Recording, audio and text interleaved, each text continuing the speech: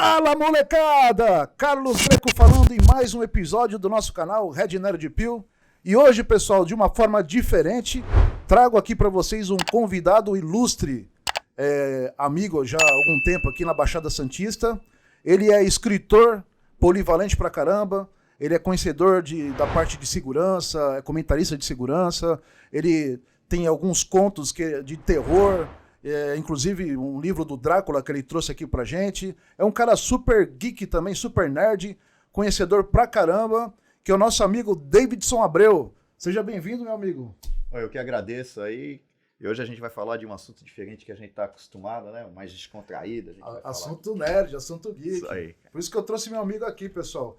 Antes de mais nada, eu gostaria de mostrar pra vocês aqui um dos livros do Davidson, que é A Vingança de Drácula, cara. A Ressurreição do Dragão. Olha só que da hora. Apesar que ele tá ali do outro lado ali, não sei se tá pegando o vídeo. Mas, ó, eu vou passar pra vocês, pessoal, o link. Logo depois do nosso vídeo aqui, vai lá, acessa o link que vai ter nas inscrições lá e já vai direto na Amazon e compra esse livro aqui. Se eu não me engano, tá com preço com 20% de desconto, que eu dei uma bisoiada hoje, beleza? E, ô Davidson, fala um pouquinho desse livro aqui pra gente, cara. Então, esse livro eu lancei na Bienal Internacional do Livro, foi em 2016, né? Que ele tinha a pretensão de ser a continuação da obra do Bram Stoker. Caramba! E chamou bastante atenção na época, ainda chama um pouco o tema, esse tema sempre volta.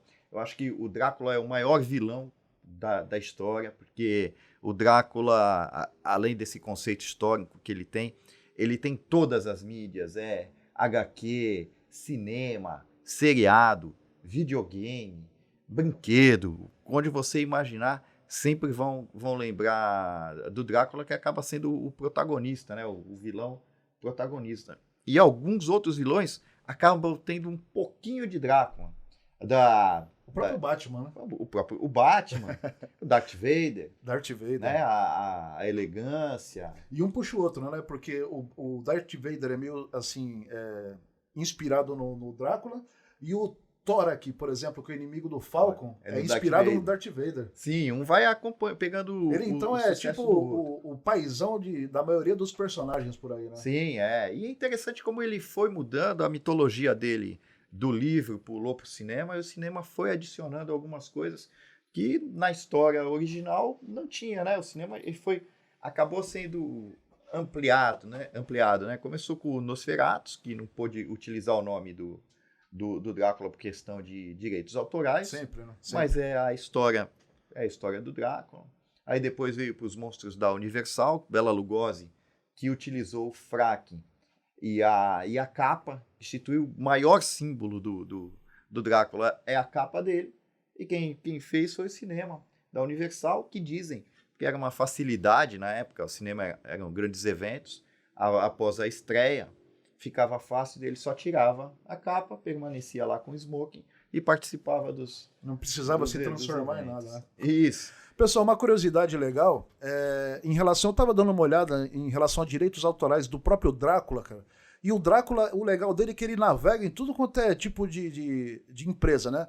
Tanto é que nós vemos ele tanto na DC quanto na Marvel, né, cara? Sim, então como os direitos autorais são livres, ele como uma figura, vamos dizer assim, mitológica, ele é aproveitado. É tipo Hércules, os Zeus. Isso, e sempre é aproveitado, né? Lógico que aí vão capturando qual Drácula que você quer. Você quer o Drácula histórico? Você quer o Drácula do Bram Stoker? Você quer o Drácula do Bela Lugosi? Quer o Drácula do Christopher Lee? Aí eles vão se adaptando lá à mídia que ele foi lançada e faz o seu Drácula mais ou menos misturado, seguindo cada um, ou dizendo que fazendo uma homenagem para cada um, né? Cara, falar em Drácula, pra mim, o melhor de todos os tempos, eu acho que o Davidson assim, concorda comigo, é do Christopher Lee mesmo, que o primeiro filme dele, se eu não me engano, foi em 1958. Sim, Vampiro da Noite. Isso, e ele, eu acho que o segundo, se eu não me engano,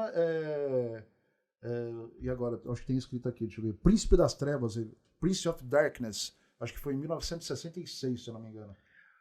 Eu sei que ele fez 5, salvo engano, ele fez 5 filmes como, em como 70, um acho que se não me personagem. engano, um dos últimos foi em 77 ou 79, alguma coisa assim. 5 ou 6, 2 deles não são da Hammer. E teve um final que foi uma comédia, não sei se é francesa ou italiana. Esse né? dava medo, não dava? Não, ele era uma época sem efeitos especiais e que a caracterização dele dava medo. Aquele zóio vermelho dele. A caracterização, o clima do filme, teve filmes ruins, né? Mas os bons filmes, o clima que o filme te levava, o suspense que te levava, que via que no final você estava preso no local, né? Com ele. Meu, teve a série da Netflix que você assistiu, cara? Assisti e não gostei. Você jura que você não gostou? Foram poucas as coisas do Drácula ultimamente que eu gostei. Eu tava com muita esperança nessa série, né? O primeiro episódio eu achei interessante. Cara, eu adorei, ó, aquele ator Claes Bang, né? Eu achei que foi uma homenagem, ele fica parecido, mas ele acaba, no decorrer da série, se transformando num fanfarrão. Fica muita fanfarronice, né? Fica muito aquela ação. E o último episódio, então, eu gostei da parte que ele vai lá no convento, lá, se eu não me engano. Sim. Que ele se transforma, eu acho que ele foi em formato de cachorro. É. Não é isso? Que depois ele se transforma lá na frente de lobo, cachorro. Aí se transforma nele mesmo, tal, invade o convento lá. Então, acho que tiveram ideias boas. E a parte também, imagina a parte do navio, cara. Imagina tu tá dentro do navio, que não tem pra onde correr, e saber que tem um Conde Drácula lá dentro, cara.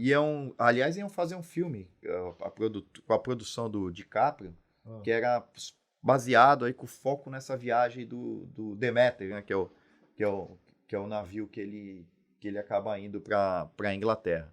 Mas eu acho que é o seguinte, o cinema de hoje, primeiro, que ele está muito voltado para efeitos especiais. Então, perde um pouco o roteiro, perde uma boa história por causa dos efeitos especiais. Segundo, que as pessoas elas não têm tempo e consomem muito. Então, eles fazem o filme para uma grande quantidade de pessoas. E a maioria dessas pessoas são pessoas que consomem e descartam e vão esquecer desse filme.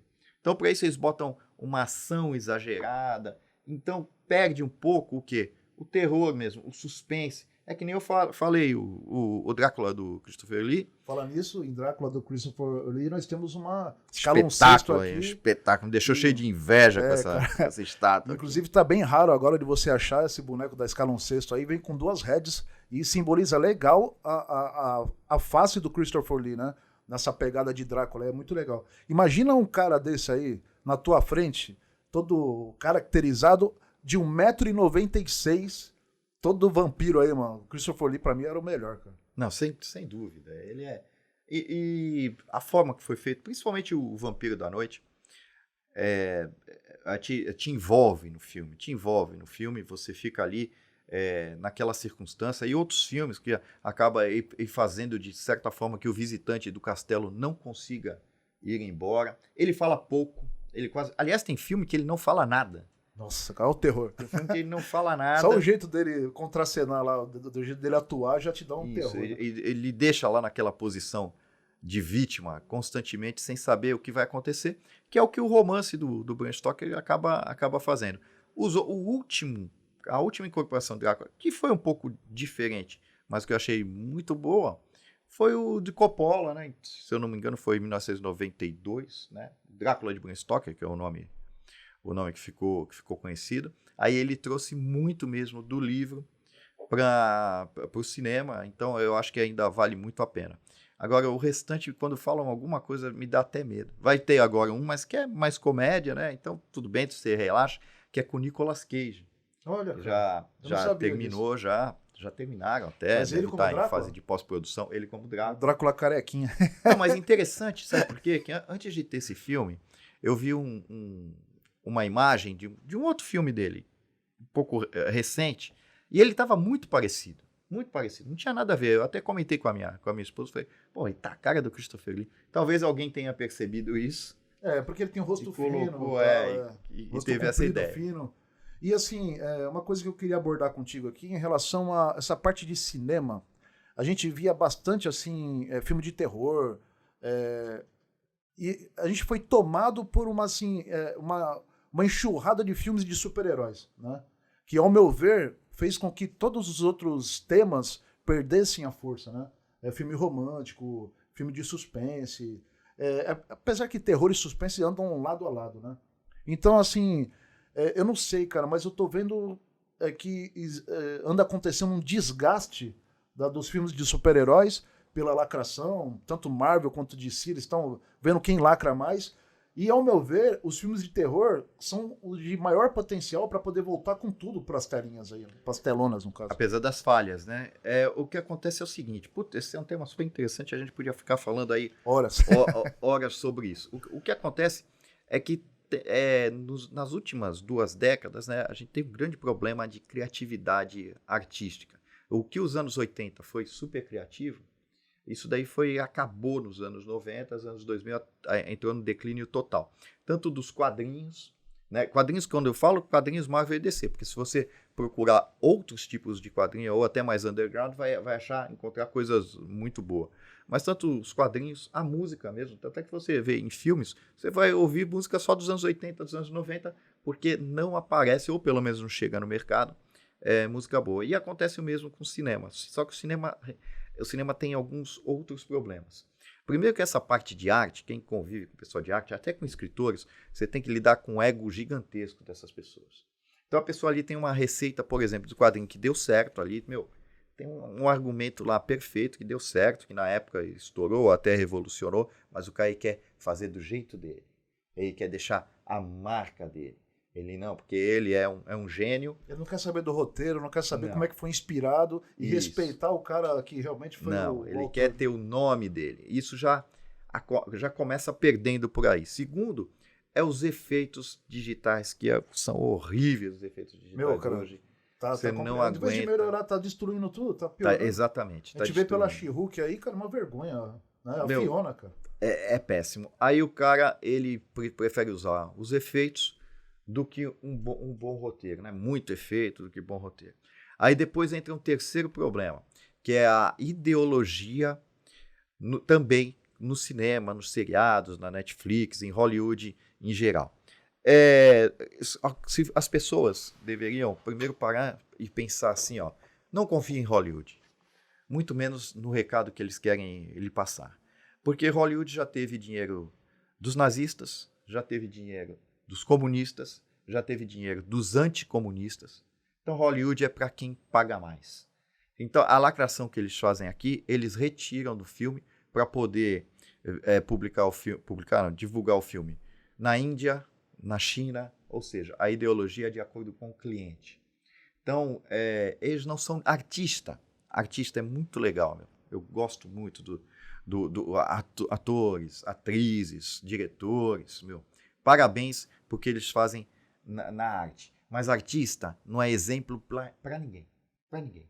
A vida que eles levam não é exemplo para ninguém. A não ser a própria atuação dele lá, que às vezes é impecável, né? Sim, mas isso daí é brilhante. Como você falou, às vezes a pessoa confunde o poder de opinião de um cara desse, porque na frente de uma novela, exatamente, na frente de um filme, a pessoa ela sabe colocar emoção, estudou para aquilo. Mas por trás, não tem nada a ver um ser humano que erra do mesmo jeito que eu, que você. Não, erra mais. Erra mais. Assim, em geral, erra mais. Pela própria característica aí do artista, ele erra mais. Então, ele não é ninguém para querer dizer o que você tem que fazer na sua vida, para aparecer lá de bonzinho, para dar um recado social. Que nem o Mark Ruffalo, que o último comentário dele criticando aí o governo do nosso país aqui. Ele nem sabe. O que ele sabe? Já é um Hulk chinfrim medíocre, né? Exatamente. Aí o cara ainda fica falando coisa errada aqui dos brasileiros, fica complicado. Não, a gente tem que dividir o seguinte, o ator lá que fez a Tropa de Elite, o Capitão Nascimento. Wagner Moura. É um ótimo ator. Não vou deixar de ver um filme dele e tal, mas tudo bem. Mas o posicionamento dele, social e político, é tudo que eu abomino. Então eu sei dividir bem as coisas. Não gosto dele nesse determinado lado. Como ator, ele é... Mas como ator, é muito bom. Mesma coisa um cantor, uma banda. O que a gente não pode é levar a sério as opiniões dessas pessoas. Porque a vida que elas levam é um estado é um mundo paralelo. Então nem sei porque dão atenção para essas pessoas para falar de certos assuntos. Então esse é um problema que os filmes vêm sofrendo, aí é muito triste. A gente fica de saco cheio. É por isso que tem muito seriado que ultrapassou os filmes. O seriado é mais bem trabalhado, às vezes com menos, dependendo do seriado, com menos dinheiro. As bilheterias aí, por exemplo, de alguns filmes como Top Gun, até Olha o último Rambo aí que teve aí, ultrapassou os limites de qualquer filme de super-herói que Você tenha não tem, hoje você não tem um ator que te leve ao cinema. Antigamente você ia ver o filme porque o filme era com Mel Gibson, porque você nem olhava sobre o que era o filme. Mas era com Mel Gibson, era com Denzel Washington, ou então os astros, Schwarzenegger, Sylvester Stallone. Você ia ver porque você sabia que era bom. Ou atrizes também. Hoje não tem um ator. Aí começou os filmes baseados em personagens super-heróis, né, personagens de quadrinho, começou muito bem e foi se deteriorando, porque eles são um baú de tesouro, meu. Eles querem recolher, gastar, espremer o assunto até onde foi possível. Ou o próprio ator, né, que nem o Stallone agora que fez aquele filme do Samaritano, cara. Não sei se você viu, mas eu particularmente acho que ele deveria ter encerrado a carreira um filme atrás, entendeu? Não, ele já fez coisa muito pior, meu. Mas aí assim, agora que ele tá finalzinho mesmo de carreira, modo de dizer, né? Porque ele é um cara, é um ídolo, principalmente pra mim, que eu adoro o Sylvester Stallone. Mas esse filme, se for pra fechar a carreira dele com esse filme aí, é preferível ele fazer um outro. Até entendo que ele não tinha feito filme de super-herói ainda, né? Tentaram enquadrar, né, ele. Foi uma tentativa aí que foi muito repetitivo. Eles perderam uma oportunidade. Ele pegaria o cara que faz roteiro, né, cara? Eu gosto, às vezes, de me arriscar com roteiro. Quem que sou eu? Quem sou eu? O cara, simplesmente, quantos livros você tem na tua carreira, cara? Olha, livros físicos vai pro 5º. Eu tenho alguns e-books. Eu tenho um conto que foi publicado em Londres, né, do jornal.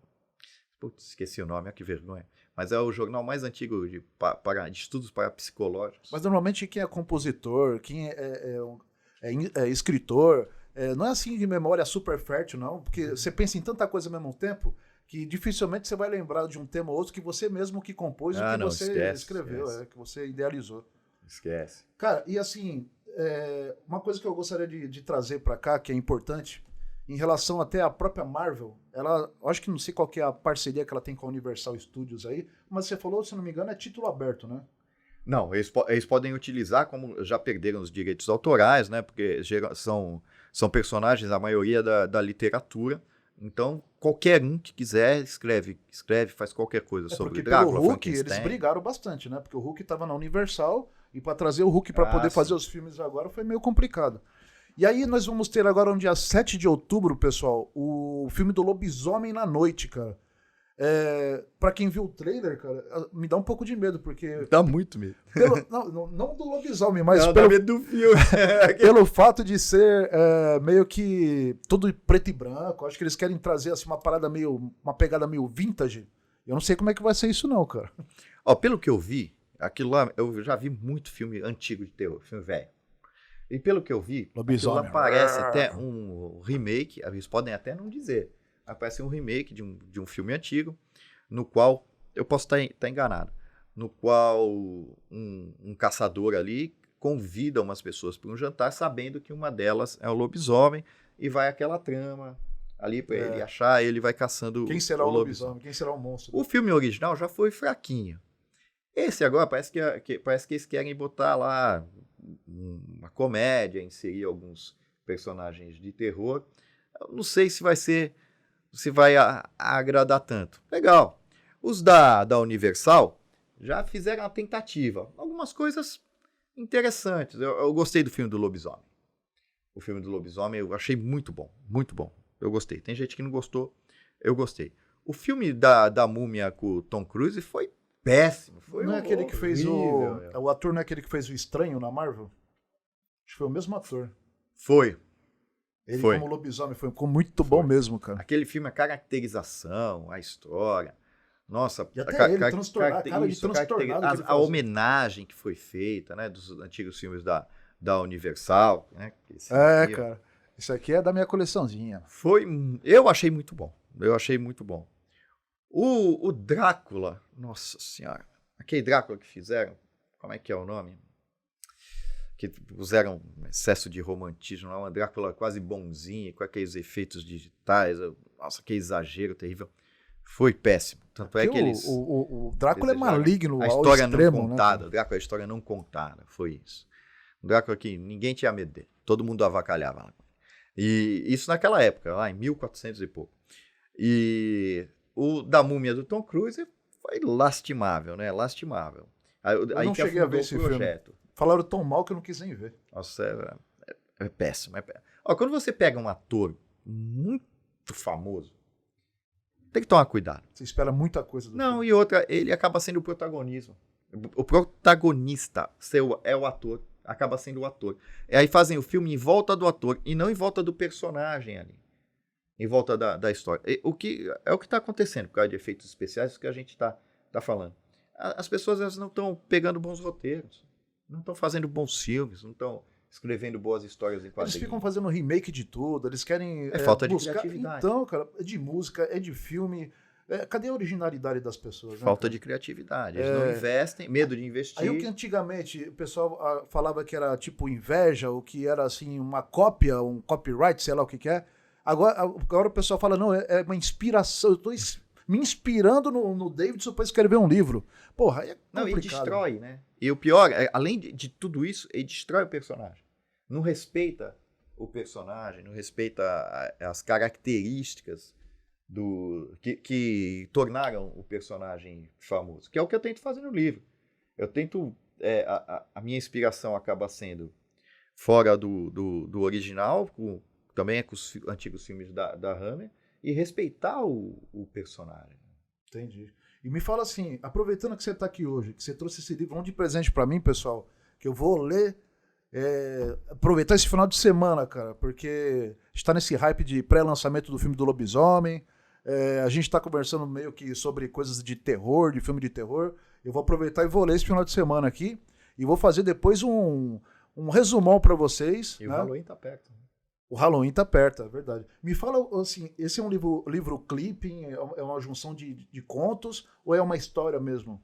Não, ele é uma história, ele é a pretensa sequência do livro do Bram Stoker, porque ficou muitas perguntas lá sem ser respondidas, né? Que no filme ele tá mudando o porquê que ele tá saindo de lá da Valáquia, da Transilvânia, para a Inglaterra, tá levando com ele 50 caixões, e o que acaba você, depois de um tempo, analisando bem a história original, parece que o plano dele foi interrompido. Ele acaba se deparando com a família, que acabam interrompendo o plano dele. Esse daí é a sequência, o objetivo dele, o que ele queria, e ele vai tentar lá fazer as conquistas dele. E acaba juntando com outros personagens, acaba sendo um crossover com outros personagens, de literatura da mesma época e personagens históricos. Então, tem os personagens da ficção do Bram Stoker, tem personagens de ficção de outras literaturas e tem personagens históricos verdadeiros aí, e tudo vai acontecendo no passar aí de alguns anos com fatos históricos e o que ele acaba interferindo nos fatos históricos do mundo nessa época. Então, você acaba fazendo dentro dessa história, então, assim, é como se fosse uma passagem de tempo para poder identificar realmente o tempo que o Drácula está. É que nem quando a gente vê na narrativa de quadrinhos que tem alguns desenhistas que nem Frank Show faz isso, tal, mas fazia das antigas, que o Moebius fazia muito isso, de colocar, por exemplo, uma gota caindo da torneira, pingando para poder dar o tempo passando, mais ou menos o quanto que seria aquele tempo, já que você não tem relógio, o negócio não é assim animado, né? Você tem lá apenas quadrinhos, né? Então, creio que na leitura seja mais ou menos isso também. Então, conforme as gotas lá na narrativa dos quadrinhos, você sabia o tempo que a pessoa estava levando para sair de um quarto, por exemplo, intercalando com as gotas caindo em certos quadrinhos, né? Então, imagino que aqui, de forma temporal, quando você se depara aí com uma pessoa que existiu realmente, que fez parte da história e tal, e quando se depara com Drácula, com uma história do Drácula no meio, você fala, poxa, tem uma noção aqui, faz uma interligação, né? Bem legal isso aí. Tem uma questão política, questão religiosa também, que é abordado. É um livro bem histórico, a geografia também, né? Os costumes dos países foi que assim, ele passa. além de tudo, você fez uma grande pesquisa para poder chegar nisso aqui. Né? É uma característica minha de todos os livros que eu faço, uma pesquisa histórica lá, inserção de fatos históricos, legal, de momentos históricos. Bom, pessoal, é o seguinte, você encontra esse livro aqui, A Vingança de Drácula, do nosso amigo aqui, Davidson Abreu, na Amazon, e o link vai estar aqui nas inscrições, tá? Então vai lá, corre lá, para você ainda conseguir comprar o livro antes que esgote, tá bom? E eu tenho certeza absoluta, para quem gosta de terror, ou gosta de suspense e tal, vai ser um prato cheio aí. E já sabe, né? Eu particularmente assino embaixo porque eu sei que meu amigo aqui é o super intelectual, é um cara de inteligência assim, acima da média pra caramba. E vai ser um prazer aqui ler esse livro esse final de semana e poder falar dele depois para vocês. E eu tenho um grande prazer de ter você aqui comigo hoje. É o nosso primeiro convidado, cara, assim, para conversar fazer uma conversa, um bate-papo aqui no canal Red Nerd Pill, com o tio Red Nerd aqui. E, poxa, eu estou muito feliz que você esteja aqui comigo. Espero estar outras vezes na tua companhia para te conversar desses assuntos maravilhosos aí, cara. Não, com certeza, e o prazer é todo meu, de verdade. Eu venho aqui com todo gosto, porque é um assunto que eu curto bastante de falar, e às vezes eu não tenho oportunidade, né? Que eu sou convidado para temas muito pesados, né? E acaba não tendo. Ele é comentarista de segurança, entende pra caramba desse segmento também, mas o lado dele geek, o lado nerd dele é muita coisa técnica, cara, que eu acho que eu conheço algumas coisas da parte nerd, mas tecnicamente ele tem conhecimento que vai bem além daquilo que eu conheço. Bicho é danada, mano. Beleza, pessoal? Com muito prazer eu me despeço de vocês. Não se esqueça, vai lá, se inscreva no canal, toca o sininho lá, como é que fala, Daniel? O negócio do sininho? Sininho mesmo, toca o sininho. Como toca o sininho? Ativa o sininho, cara! Ativa o sininho lá para você ficar por dentro de todas as novidades que o nosso canal trouxer para vocês. E vocês acabaram de participar, pessoal, de mais um evento maravilhoso, de mais um episódio do nosso canal Red Nerd Pill. Tamo junto, molecada!